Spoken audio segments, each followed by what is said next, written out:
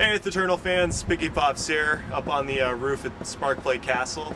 We're joined here by Chris Turner this week. He's going to be answering a few questions for our latest edition of Earth Internal, the new name for the video that you guys picked out. Good choice on that one. We really liked it. So, alright, Chris Turner, tell us a little bit about yourself. How did you come to work at Sparkplay? Well, the long version or the short version? The best version. Alright, well,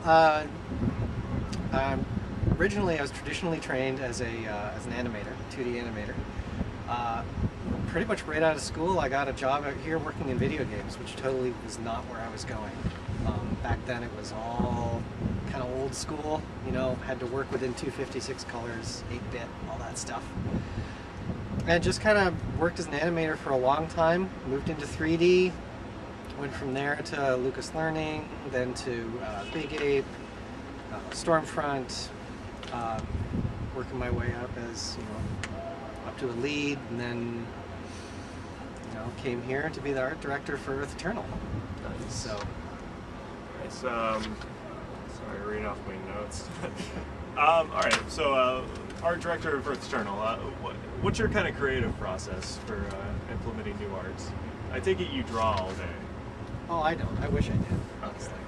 Okay. One of the problems with being the art director is because I have to oversee everything. There's a lot of paperwork involved. I wish I was drawing all day. No, I do get to do some drawing and some art, which is nice. Kind of save the choice bits for myself, kind of. But as for the creative process, usually it involves brainstorming at the outset.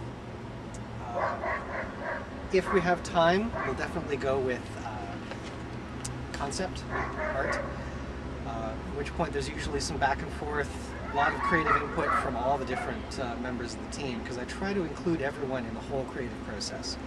And then as we move forward, if it's a zone that we're doing, then I break it up into pieces for the various world builders. If it's creatures, then we break it up into the modeling, rigging, and animation process. So pretty much it goes from high level to the just nitty-gritty of getting it down and in the game. After that, I usually just punt it over to design, and they kind of fill in all the gameplay aspects. So is there any piece of work that you feel is like kind of your most proudest moment? Does that make sense? Most proudest? I don't think that is right. But I'm not going to be the grammar police. The thing that you think, I'm bad at grammar even in real life. What's your big piece that you're most proud of? Me personally, or sort of as an achievement in the game? Both. First, you know, your private piece, and then what are you most proud of? Let's overall see. Picture? Modeling wise, sort of, you know, in the game, probably the one I'm most proud of is what we call the wing sword. In the new newbie area, everyone will know it's the one that Lancelot has on his hip. I was pretty proud of that one, actually. As for the team, honestly, the whole world. I mean, with the size of team we had and the amount of time we had, everyone really kicked major ass. Can I say that? Yeah. Just believe it if you need to. We just had that conversation. I don't know how to beat scenes on video. Okay, So. well, it's it. So, but no, everyone just did a really good job in making it, honestly, way better than we even expected it to be. So just that achievement alone is what I'm most proud of. It's to make the quality level we've got with the time and resources we have available. Cool. Is there anything you look for inspiration if you're designing a new piece, or? Real life, mostly. As far as the actual style in the game, one of the things I've definitely been trying to steer towards is trying to get a sense of kind of a minimalist style. It's the reason the trees are kind of more full shapes instead of the trees like in WoW or other things where it's all alpha. Is I'm trying to get just a simplistic style. So, for instance, I like Art Deco, simplistic. Almost trying to get an impressionistic thing. I've always been very fond of the impressionist painters like Degas, Renoir, etc. So I guess that's probably where I get most of my inspiration is that kind of thing. And other than that, just real life. I mean, there's a lot of stuff out there that's weirder than people think. Cool. So what are you working on right now? Right Share now, anything. yeah. Well, what I can share and what that's always tricky. For the most part, right now we're just working on really improving the experience that's already there. We have a base of something that's really awesome, but we need to kind of smooth out the corners, if you will, take off the rough edges. So it's one of the reasons we've redone the newbie area, is to make a much better player experience.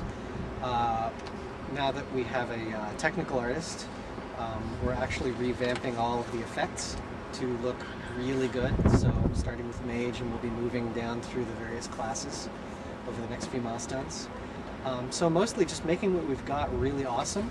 And of course in the far future I'm really looking forward to pets and grows in particular, personally. So something that's kind of amazing is just how big the world is compared to the size of the team that made it. I mean, other game companies, you see the humongous art team, like, you know, hundreds of men, just all cranking away at computers. How many people do you have working on Earth Eternal? Just for the world building? For art in general. Well, my whole art department is 6 people, including myself. Wow, 6 people. So I only count as about, you know, 1/4 of a production person because I spend my time overseeing everything. 2 world builders, 1 tech artist, 1 graphic designer, and 1 concept artist. So the team is super small, especially in comparison to a lot of other companies. Wow, that's impressive. So the Groves, besides that, is there anything else you're really looking forward to in the near future? Well, the new zones, definitely. We've had those in production for a while. Have a lot of nice concepts for especially the stuff after Great Hollow and Swineland, since players already know about those 2 zones. They're on the maps after all.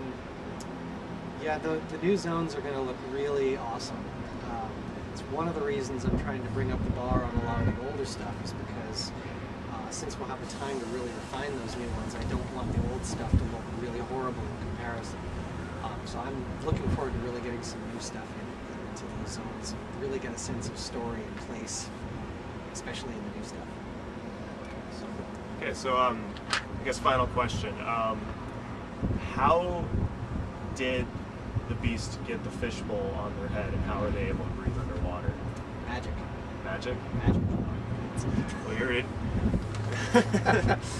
Alright, well great. Thank you, Chris. Thank you for your time. And thank you, Earth Eternal fans. Let us know your feedback, any extra questions you have for Chris, or who you want to see next week on the Earth Internal Developer Diary. And we will see you next time. Thanks, Chris. Bye, guys.